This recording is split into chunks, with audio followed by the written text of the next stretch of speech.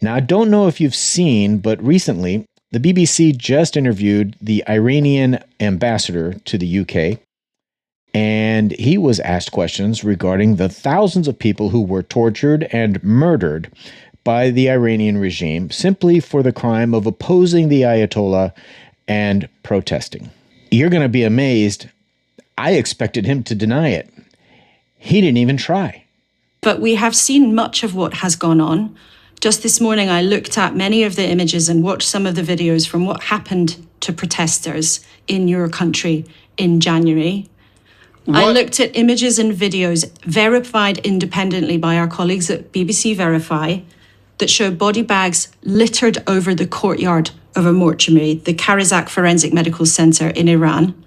I saw images of young, old, teenagers, people killed by your government, beaten faces, bloodied bodies, gunshot wounds. How on earth do you justify that and sit there today saying, our people have some complaints? Your government killed thousands of their own people and the world saw that.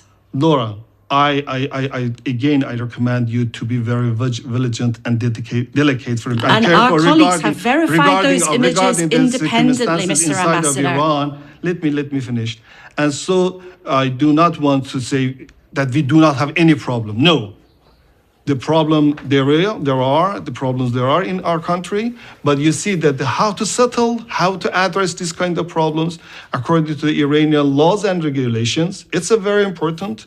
And the other than without any interference of the foreign countries against Iran. This was not about foreign interference. This was about your own people taking to the streets to protest against their suffering. He just said, hey, we got our problems. Everybody's got their problems. What's the big deal? Don't worry about it.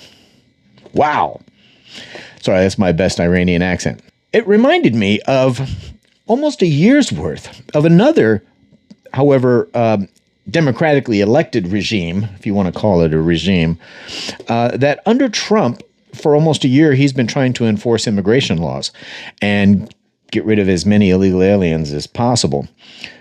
While our Border Patrol agents, ICE, ERO, HSI, and other various federal agencies that are assisting have been harassed, stalked, assaulted, had their homes doxxed, have had lasers into their eyes, have had ear-piercing whistles and horns blown at them, had people obstructing them, jumping in front of them. Let's not forget to include the incidences where Border Patrol or ICE have been shot, have had projectiles thrown at them, causing them serious injuries and bleeding, been hospitalized.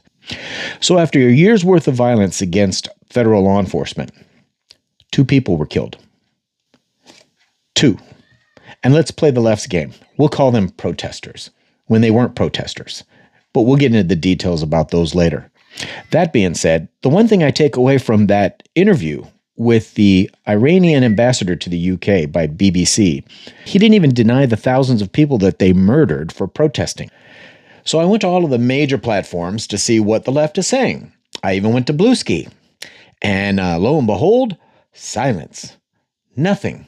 Not hardly a word. There might have been some comments, but there were no posts with outrage about 40,000 protesters that were murdered.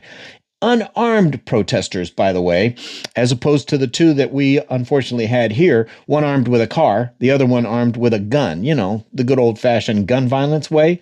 Now, I know it's early. It's only been a month and a half since 40,000 people were murdered, but it's still possible. The left still could say something and show their outrage. Just don't think I'm going to hold my breath over it.